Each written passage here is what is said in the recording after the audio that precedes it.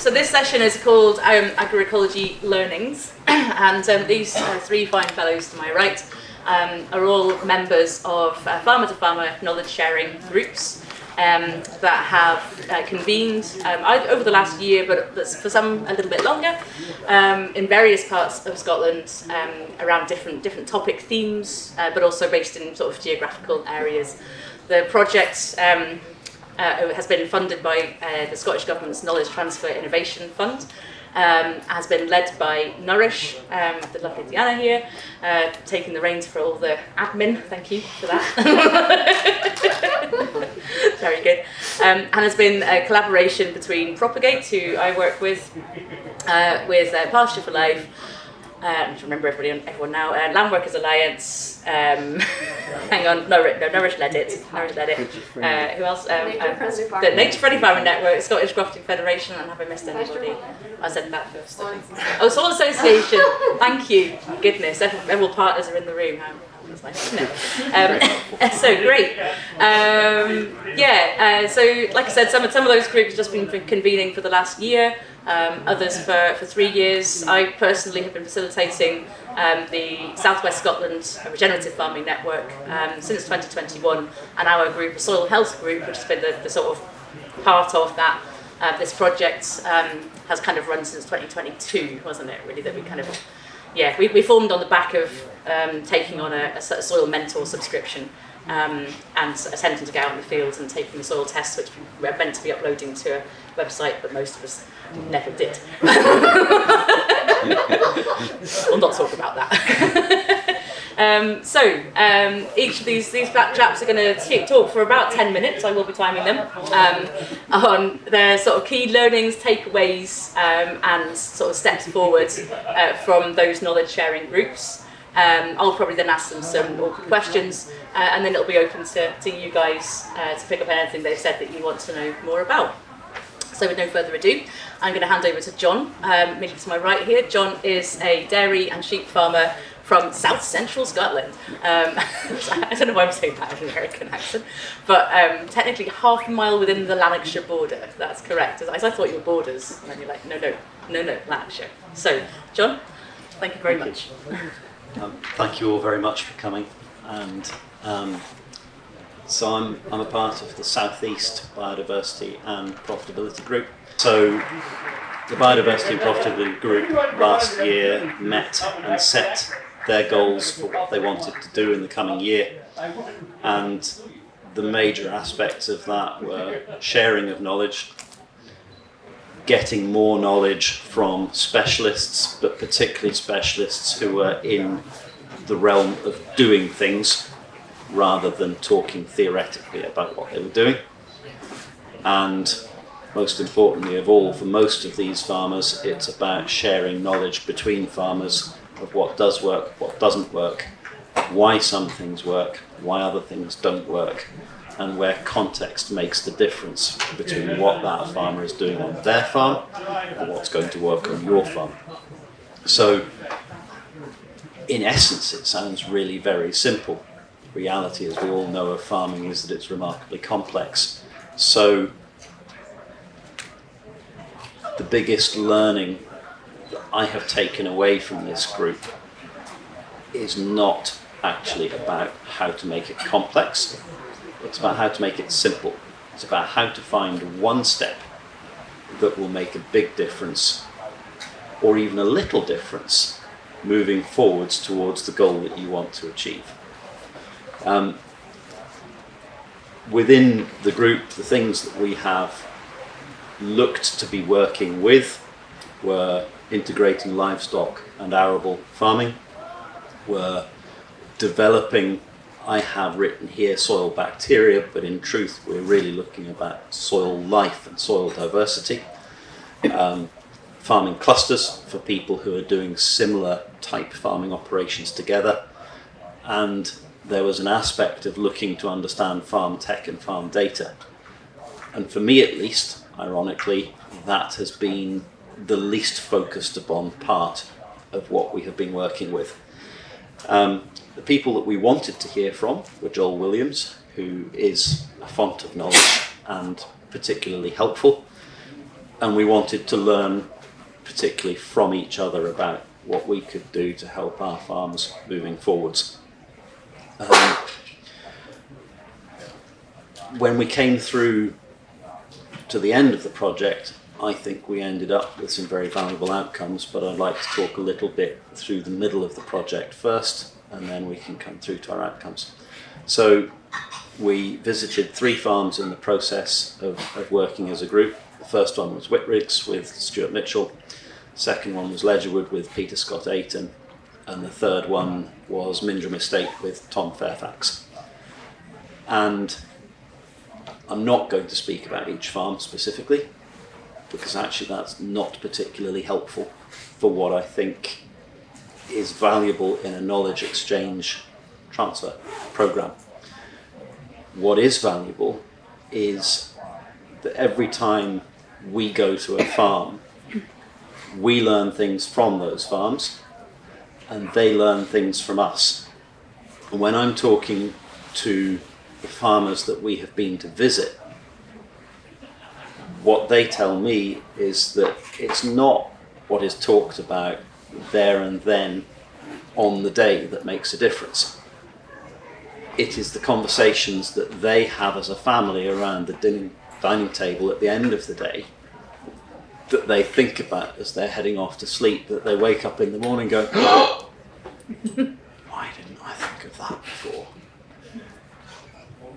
They're not necessarily big things, but each and every one of them makes a difference moving their farm forwards from where they were to where they're going to be. One of the farmers gave me a brilliant piece. He said, it's not the question that's asked, it's what the questioner was thinking when they asked the question. It's why did they ask the question? What was the key that drove them to the idea? So I think for me, when we come to the far end of this and we look at the outcomes for the Southwest group, Southeast group, we think it's particularly important that knowledge transfer continues, that it is supported and looked after and utilised, and that we as farmers give time to it. It's very, very difficult sometimes to get your head out the weeds. It's very important to lift our head out of the weeds and try and see a bigger picture from time to time. Not all the time, but certainly some of the time that matters. The second thing is that within their context, each farm needs a huge amount of flexibility. I can take you to a farm, I can give you 2 farmers, and I will get at least 3 different ways of managing that farm back from those 2 farmers. None of them will necessarily be wrong, because what works in context for one farmer can be changed simply by their family circumstances, their financial circumstances, their social circumstances, and the environmental needs of the farm at the time that they take it on. And then last, for me anyway, is that as farmers, we very often find ourselves being pulled from pillar to post between the financial imperatives of making a profit, the environmental imperatives imposed upon us by those that would wish we were doing things differently, the social imperatives of those who say, but the farm has to be something that delivers more than just a farmer's livelihood. It needs to support a community as well. And that support does not necessarily need to be in the form of providing employment to local people. There's an awful lot more that a farm can deliver that will deliver a return to the farmer that might not necessarily be financial. So when I sit here and I look at it, I see farms as being able to provide food and nature and community as an and conversation, not an or conversation or an exclusive conversation.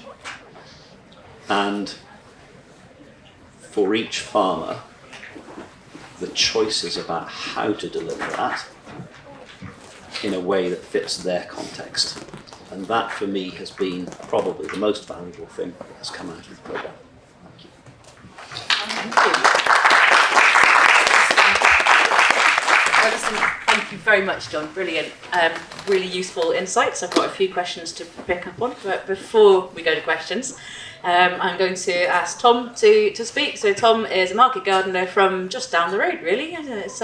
It's East Snooker 5 Market Garden, which is based on the Belkaski estate. That's correct, right, is it not? Yeah. Yes. Great. Well, thank you very much, Tom. Cool. Hi, everyone. So yeah, I'm going to be talking about a market gardening training network that we were part of last year, which was, I think there were 7 or 8 participant farms in the network, and the point of it was basically we were all small veg farms, basically. Some of us 2 acres, some of us a bit more, but doing intensive cropping, and we would have often new career starters, or people who are just getting into growing, or we'd be hosting trainees in our enterprises. And in previous years, this is true to us and it's true to a lot of people in the network, we would be trying to arrange farm visits, sort of theoretical sort of learning sessions, sort of on our own in sort of bits and bobs, and contacting each other and saying, oh, can I come over next Thursday with my staff, my trainees, and kind of doing it in isolation basically. And there was a few of us talking and thinking we really should be doing this in a more serious way, basically, with the idea of thinking how we can create something that's sort of institutionalized, so that you can get your a certificate, a qualification at the end. That's sort of our long-term vision for it. But in the absence of having that now, how can we make a really good comprehensive training scheme that we can share across our farms, where we can all draw things from each other, where we think we do things really well, or where we have different circumstances, different contexts that we can learn from. And so this funding was amazing for that, to build that. And we basically had a year's worth of farm visits and online sessions delivered as part of this network. So we had 7 farm visits all across Scotland, up to Knockfarrell up near Dingwall, and then a lot sort of around Fife in central Scotland. And each one was on a different specific subject. So we hosted one on soil health, and then another one, we had farm visits with a specific framing of crop planning or agroforestry or protected cropping. And that would be an all-day event where the whole network of trainees and staff would get together. They'd visit the farm, they'd have a tour, they'd have specific lessons on specific parts of the subject matter, and then would often have, that would include sort of practicals, basically, like taking soil samples, for instance, or doing surveys of the crops, crop health, things like that. And then that would be accompanied a fortnight later by an online session that was delivered primarily by Joe Hunt, who I think is here today. He's from Knockfarrell Produce. And that had a particular focus on the business side of running a market garden. So that was business planning, which is something that a lot of people, when they get into any kind of form of farming, especially market gardening, I think, don't necessarily have in the forefront of their minds when they're imagining what their life will be like. There's a lot of when you're self-employed, you're looking at spreadsheets, you're running accounting software, and so often the first time you ever do that is once you're running or working on a business. So that was really valuable, I think. And there was also then sort of just general administrative lessons and also crop planning lessons. For a group of I think we had about 15 people in the group. And what was brilliant was all of those visits and those times, Joe's time was funded, which just makes a huge difference in terms of the professionalism that's offered. So that was great. And then it was also supported by the Landworkers Alliance staff time, who could help coordinate the visits, coordinate the communications between the trainees and new staff. So that was also amazing. And finally, there's a WhatsApp group that was created for all the trainees and the hosts, where basically throughout the year, then as people were working on their separate operations, if things came up, that was a place where people could ask questions, receive answers, or at least receive pointers on where to look for answers. And that's sort of then what's really nice to see is this year that's persisted. The members of the trainee network have continued to chat on there, ask questions. Maybe they've moved on to new operations. Maybe they're still in the same place. That's really nice to see, just that sort of peer group building. And we did a sort of a little survey feedback at the end of the process to find what the main learnings that people got from it. And obviously a big part of it was growing skills. A lot of people, it's the first time they've ever, if they're a trainee or a new entrant, it might be the first year working in a market garden. So there was a lot of just practical knowledge was shared. Also stuff about the administration of a market garden operation was a big thing that you don't always see as a new grower, you don't necessarily see in your first or second or third or fourth or fifth year, depending on the operation you're working. So that was a really valuable harvest for people. Same with sort of related to that is just the emphasis that it took on business. What am I saying? Well, the knowledge of operating a business basically and what it means, and trying to get that people exposed to that as early as possible to think about how decisions are made, not just from a sort of agricultural point of view, but from a business planning point of view. And another big takeaway was creating that peer network basically of people who are sort of going in the same stage of their career, and who can then be asking questions of each other, and we'll have that connection going on. And another big one was confidence. Basically, it helped boost people's confidence in terms of to ask questions, to feel like they realise they do know things. When you're talking in a group of people, asking questions, trying to brainstorm on stuff, you can be surprised that where knowledge bubbles up and you realise, oh, I know stuff. So I think that's really nice for people. Personally, it was great for our staff and trainees to have that last year. People came back with a lot of buzzing with ideas, like Jon was saying, like just getting out of the specific circumstances you're in and just seeing that we would tell people this all the time, like the way we're doing this is not the only way of doing this. This is just the way that we have decided to do it. And maybe that's the only way we're doing it this year. It might change next year. And so to just have that exposure and bring back new ideas that even that we can implement, or at least they might think about implementing on their operations in the future, is really great. There was a few asks that came out of the group as well, and a lot of that is to do with money. Funnily enough, grant funding for growers, but and also specifically to fund and support training in small scale horticulture in Scotland, which is basically non-existent.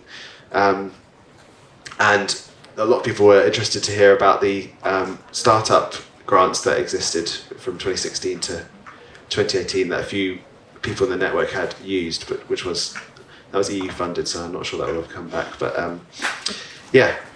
that's me, I think. Thanks.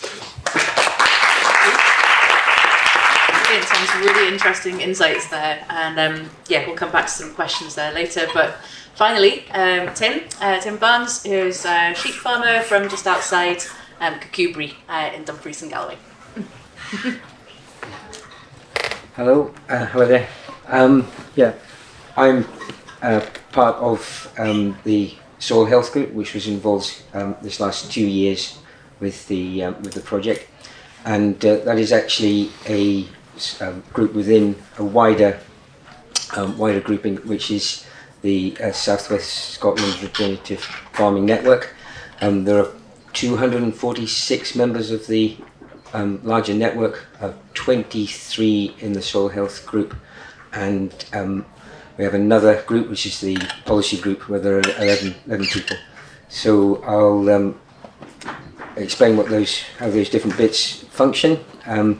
The wider group, the Regenerative Farming Network, is open to people who farm obviously in the southwest of Scotland. I think our furthest, so it's Dumfries and Galloway and Ayrshire, southern Ayrshire, and I think we've got one member in sort of northern Ayrshire. who's a very useful and amusing participant, and that's Colin Russell, Ramstain Farm, and so what people get from being in the wider network is they can go on farm walks, and over the last 3 years, we've generally have a sort of season from sort of late winter through to the autumn. So every month roughly we'll have a farm walk about the area, so anyone can come to that. It's open to them.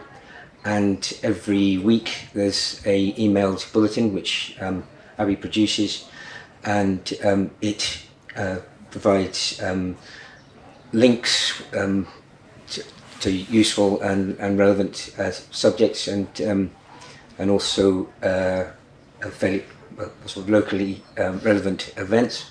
And then the soil health group is sort of brought together or functions as a WhatsApp group and with emails, and that is a particular sharing of knowledge, often things spring out of the farm walks, but also what anybody is thinking about, whether they're concerned about something that they're doing with their farm, something they're seeing on their farm or market garden, and or just something that they've woken up in the night thinking about, and it provides an opportunity to get very supportive feedback and discussion, and I certainly find that really a really helpful forum.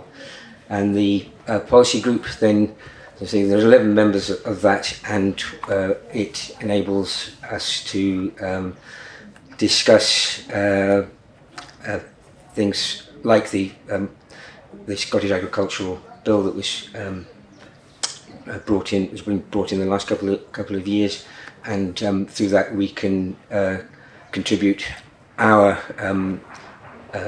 thoughts and ideas to the Landworkers Alliance and the Nature Friendly Farming Network, and will be Nourish as well, but a more collective communication to government and government officials, and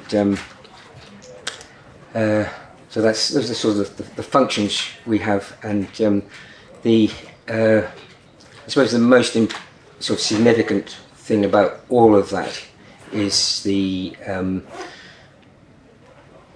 supportive nature of the network of the soil health group. It's very open. It's friendly, and it definitely facilitates communication and exchange of ideas, and enables you to look at problems afresh. And definitely a very supportive thing. Some of the sort of other outcomes from it have been that we are engaging with or attempting to engage with our local veterinary practices. We have Claire Whittle, the regenerative vet, is coming up in August, doing a dung beetle safari, and then a session orientated towards veterinary practices to hopefully engage with them for the future, for promoting them to look into how they can be supportive to their clients from a regenerative perspective rather than conventional approaches that vets have been using. So that's one obvious, one useful benefit. We suppose the most significant thing is going back to what I was saying earlier. It is the support, and but from that, all the ideas which are being generated, carried out, the practices which are being looked into, then we see that there is a definite need for communication and a pathway to research and development. Members have been involved or are involved this year with Landworkers Alliance basic research in which is what is it called? It's experts in our field. So that's a sort of a step in that direction. But for networks like this to be have direct links with research bodies or people, I think it would be a very good, a very beneficial thing for the relevance of research and development to what is going on in the ground. And I say in the ground, that's particularly meaning to say that's not just on the ground, it's in the ground. And yeah, I think that is all I'm going to say. Thank you very much. Thank you. Thanks, Jim. There's a few sort of common themes there that I'd like to pick up on with all of you before we go for questions from you guys. The one was, you all mentioned in different ways changes that maybe individual farms, holdings, market gardens have made. There's light bulb moments. Both Tim and Jon referred to that waking up in the middle of the night, going, and or discussions that you've kind of had with people afterwards, maybe around the dinner table, that kind of thing, that made you think about things in different ways. You said, Jon, it's not so much the questions, the discussion that you're having right there and then in the field. It's how you process that afterwards. So, just to get a little bit personal, what changes have you made? What have your light bulb moments been? And what difference has kind of involvement in these groups made to you personally in your practice? Who would like to take that first? Yeah. So for me, at the moment, the changes that are coming are still in my brain rather than actually physically on the ground. I'm new to the group. I've learnt an awful lot from what I have seen, and the changes that I'm planning to make will flow on from the changes that I started making when I took over running my farm in 2015. So this, I think it's important to say, is not so much the start of a process as the iteration of a process. And it's something that, if we're honest, we never stop doing. If we stop, we cease to innovate, we cease to change, we cease to learn. Our thought processes and our business structures stagnate. Our communities stagnate. And all of those things are bad for nature, bad for people, and bad for what we're doing. So the thing that I would encourage most is to keep an open mind. And that is possibly the most challenging thing of all.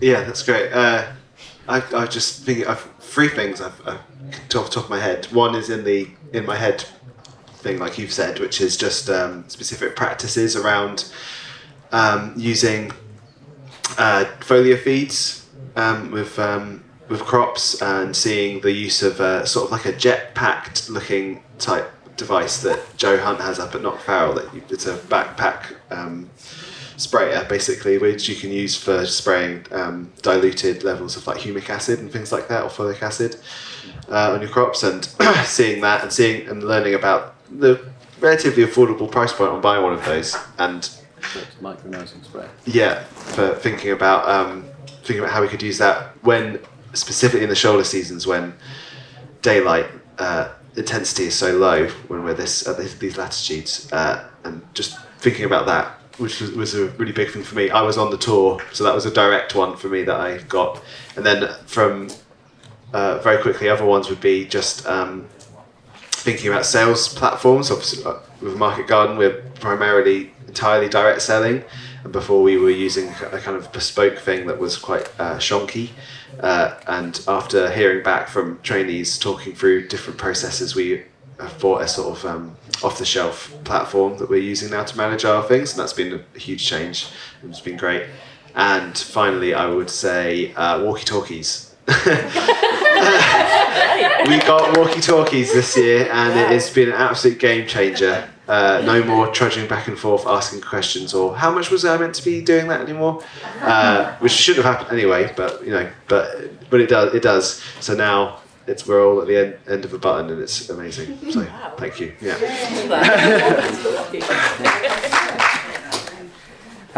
Was the thing that comes into my mind most readily is I moved down from Argyll 4 years ago, where I was effectively a hill sheep farmer, and being down in the Kakubri area, then it's quite a new environment, and the support that I've got from the members who have been in the area for a long time, their knowledge, their local knowledge, has been really very, very helpful. So it's been minor aspects, or at least sort of small things that I've done, but which have changed in response to where I'm finding myself. Well, so I'm trying to think of a for instance. For instance, was the most significant thing this year was I had met Nematoderos, the worm which goes from one generation of lambs to the next, and they hatch in certain weather conditions, usually in the early part of the summer. So I had that. I didn't meet much of that, though I had met it when I was in Argyll. So I knew what was going on, and I look at the website for the forecast for it. So, but what I hadn't ever met before, and I'm not really sure why, but that's really the interesting thing is coccidiosis. I had pet lambs with coccidiosis in the past, but never on a flock or lamb flock basis. This year, about 2 weeks after dodging the Nematoderos outbreak, I started getting lambs scouring. I had treated them actually with Zolvix, which is going to kill every kind of roundworm. But the lambs continued to scour, so it had to be something else. More and more lambs were getting it, so I treated them for coccidiosis. Now that's all sort of conventional farming practice, but in putting that out to the WhatsApp group, then we got suggestions about avoiding pastures in the future that had lambs on in the previous year. So that is something that I will do, and I've done the grazing this year so that I'm in a position to do that, leaving more areas just standing later into the season. But also it was pointed out, or suggested anyway, that a way of addressing that was soil health.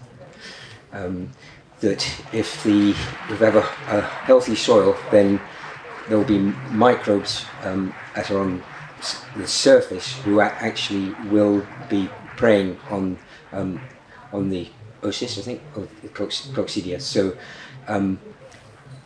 my longer term aim, which fits in very well with what I'm trying to do, is to increase my soil health and potentially perhaps introduce teas which will promote relevant microbes. So that's what I would say I've definitely got from being in the group. Great. Ranging from the very sort of mindset shifts to the very technical there. Excellent. And another sort of point that I think you all picked up on in different ways was the role of specialists in sort of inputting into sort of the networks and groups in different ways, and I'd add into that the role of researchers. I guess that it's a sort of general question. What were the key benefits of that? What did you think were the main takeaways? Who did you who did you get involved? Were there any particular specialists that stuck in your mind as being kind of like, oh, that was a super useful session, and I wanted to know more, go dig into a bit more detail about what they were talking about? So anybody particularly that you can think of? John can. Great. So within our group, the expert was Joel Williams, and what he taught was clearly very important, very necessary. The scary part is what he taught us is an absolute fraction of what he actually knows about and understands and works with. And even the farmer on the farm that he was talking on could have taught most of us with what he's forgotten, never mind what he currently knows, more than we currently understand. And the biggest challenge, for me anyway, with soils is that we have barely scratched the surface of starting to understand them.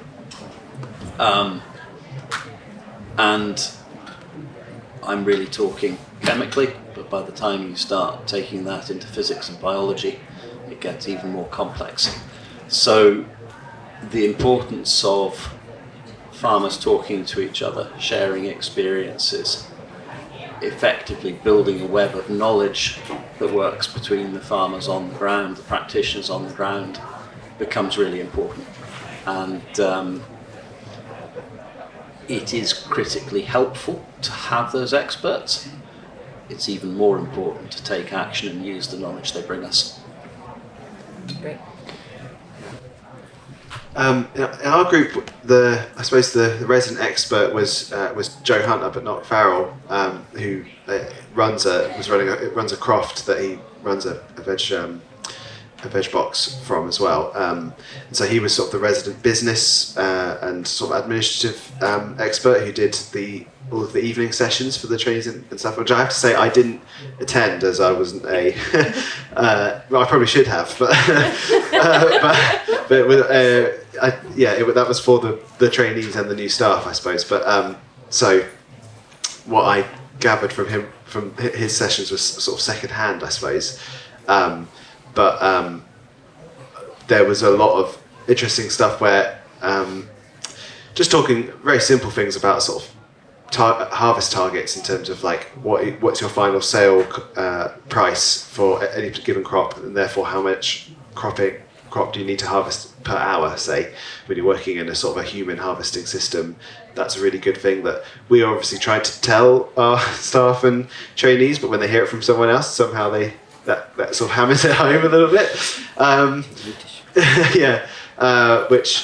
That was very valuable. And then I suppose I got to kind of flip it on its head. Everybody was kind of an expert in the group, and that was kind of what was so nice about it, was that each host farm for the day was the expert on the given topic that they were going to be talking about. They're obviously an expert on their farm, but they were also then given the opportunity to be an expert on weed and pest management, or soil health, or protected cropping, and to take a step back and take a deep dive into something you're doing, and sort of be that expert for the day. I think for the hosts and for the host farms, for all the network, that was a really valuable thing, and I think gave everybody a lot of confidence that, I do, like I said before, really, like, I do know something about what I'm doing. That was a really good thing for us. So anyone that stuck out? So a couple of things that spring to my mind is, in the winter we have some webinar sessions, and so 2 years ago we had Sally and Spence talking to us about dung beetles, and that, I think it really inspired all of it. Everyone that attended it, it inspired them, and it's really fed into our group significantly. As what one of the members is often quoted as saying is, "I'll never look at a pile of shit in the same way again." It's really inspired. The other thing I think was that the expert is probably our very own Colin Russell, who is qualified with through this soil food web, and his knowledge, it was him that said to me about the soil microbes on the surface, potentially addressing high levels of coccidia. So he is able to support everybody in different aspects of their journey and the questions that they may be asking. So those are my two things. Great. Yeah, Sally Ann Spence was awesome. She was Yeah. brilliant. Tom, I love what you say there about we are all experts. We all have the potential to be a bit of an expert inside all of us. Even me. So I think we've got about 10 minutes left, maybe. I'm not sure really, until somebody stands at the back and waves their hands at me and kicks us out, I suppose. So has anybody got any questions from the audience? We've heard quite a lot about technical stuff, experts, all sorts of the knowledge sharing things. Yeah.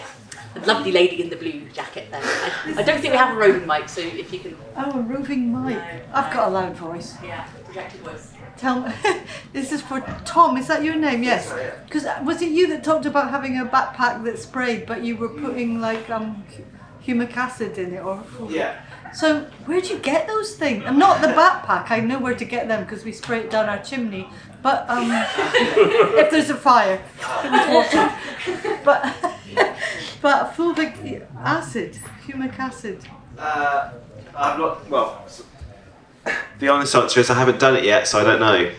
But it is an input you can buy. But I think it's not hard to make yourself as well, from what I gather. But I wish I could tell you more. Any experts in the audience? There you go.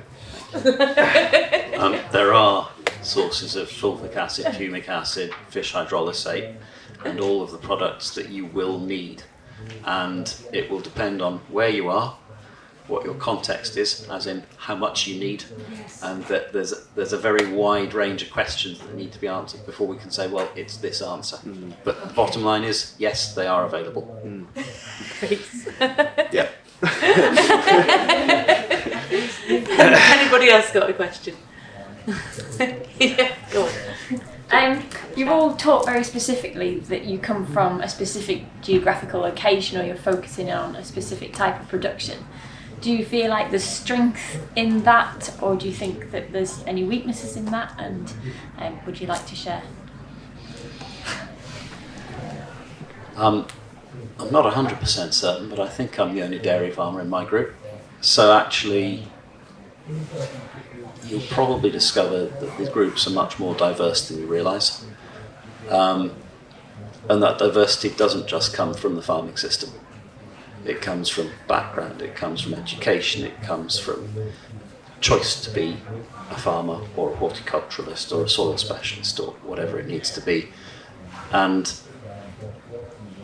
I can't give a smart answer to this question.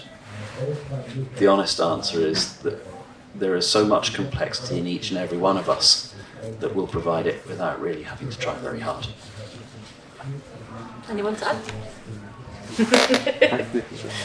I think that there's a lot of strength in our group's geographical similarities. There's depth in people's, within the group, there's depth of people's experiences with people who have farmed for generations in the area, people that have moved in from other areas, and people who have come in with a fresh look because they've not farmed all their lives. So I think there's a great diversity in that, but the commonality is a strength in that we have very similar weather patterns and Rainfall, basically.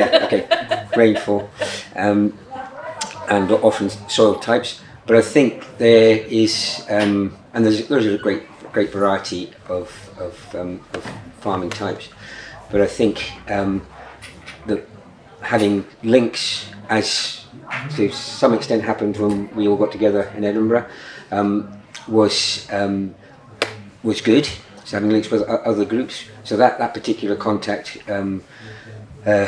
sort of opened up some exchange, cross-fertilisation if you like, but I think there is potential there. So I think the two together, so strong regional groups or area groups and being linked up, I think would cover what is needed, at least pretty well. Yeah. Sorry, may I just add one last thing, which is that within these groups, if you've got a question and it can't be answered in your group, you can guarantee that somebody in one of the other groups will have some form of experience that relates to your question. And whilst it might not be the answer to your question, it will help you down the road to find the answer to your question. Yeah. I think, Tom,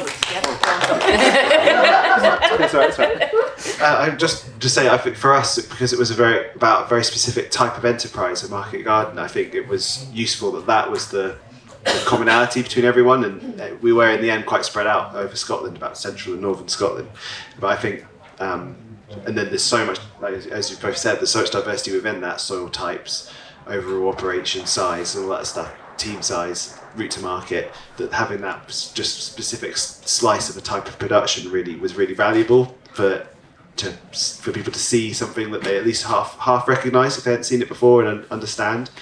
But something that I thought a lot from doing all the farm visits, and it'd be amazing for a sort of a spin-off for that for a cross-scale within horticulture, for a cross-scale visit sort of thing happening, where I'd love to go to, for instance, Chapel Produce in East Lothian and see the massive broadacre organic vegetable production he's doing. It's beginning to incorporate robots and things like that. It'd just be so interesting, because it's always the surprising thing that you notice or see that can cross between scales and ways of working, that I think would be really, really valuable.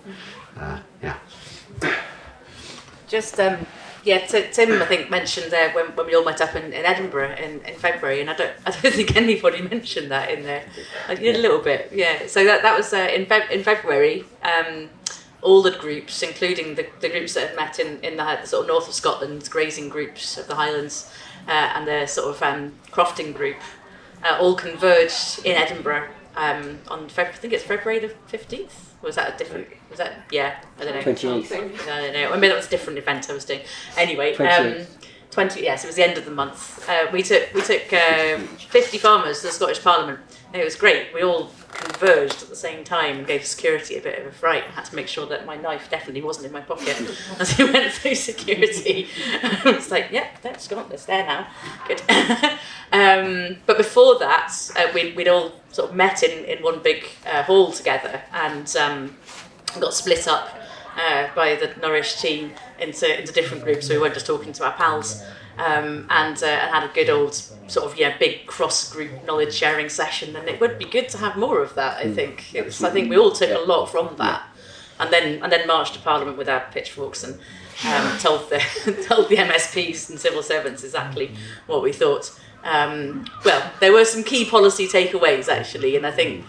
Can you remember what they were for your groups particularly? I think, Tom, maybe you touched on it, the need for more finance for market gardening and horticulture, and I guess an extension of that question maybe. Obviously, we just had the Ag Bill framework sort of passed in Scottish Parliament. Do you see any hope?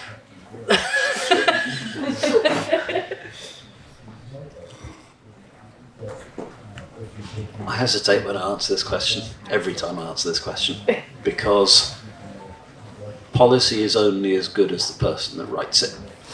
It's only as good as the pair of ears that hear the questions that are asked, that think about why those questions were asked. And once you've got to that point, you then have to take into account that the person that hears the answers has a mental framework that they hang what you say on. So they almost have their own filter as to what they can conceive and understand and believe is possible. And if they cannot conceive that something is possible, there is no way they're going to be able to write a policy to make it possible. And so what I would encourage of our civil servants is, one, if possible, to find the time to get out on farms and to talk to the farmers who are at the cutting edge, who are making a difference, who are able to show how they're harnessing biology to deliver results that for the last 50 to 70 years have been delivered through chemistry. So that's one thing. Second thing that I would encourage our civil servants to do is to try as far as possible to legislate as little as possible. Now, that might sound like a very strange thing to say, but if we think about our world in two different ways, I can perhaps help to bring this to light.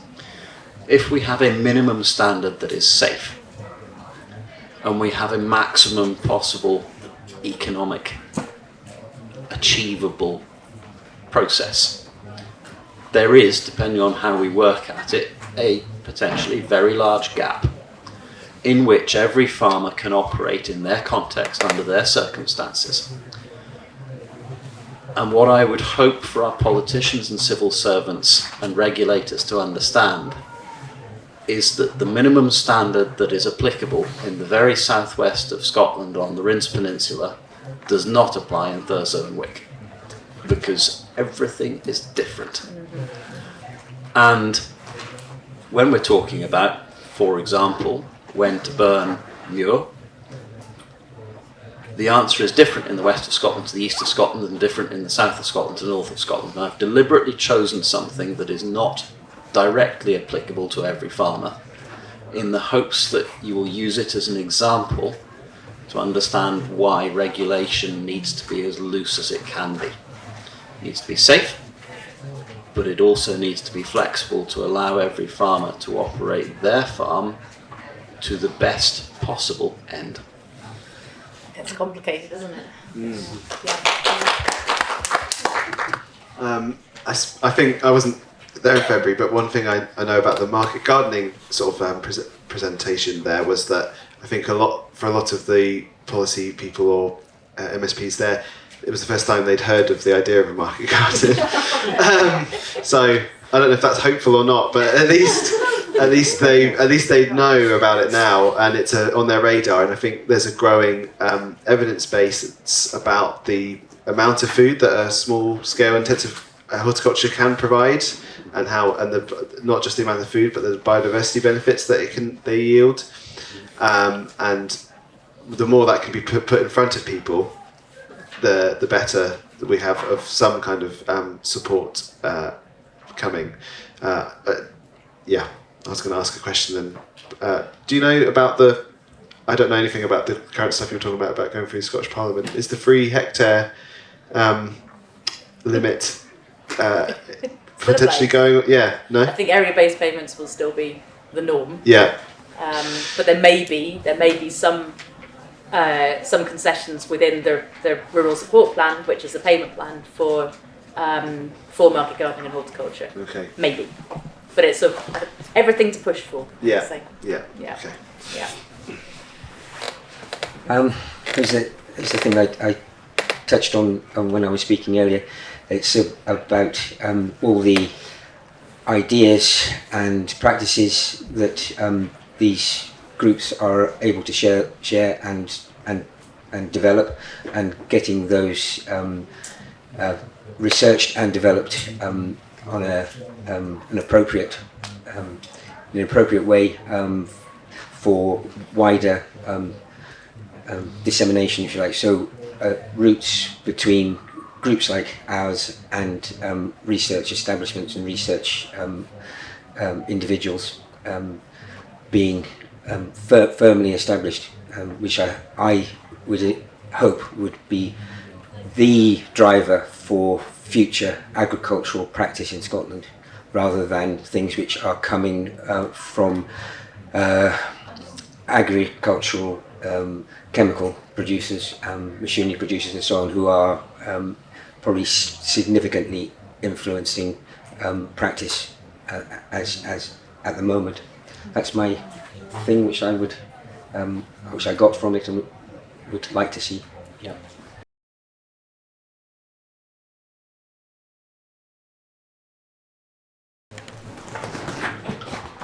One of the challenges of local food is processing, is beyond the farm gate, is in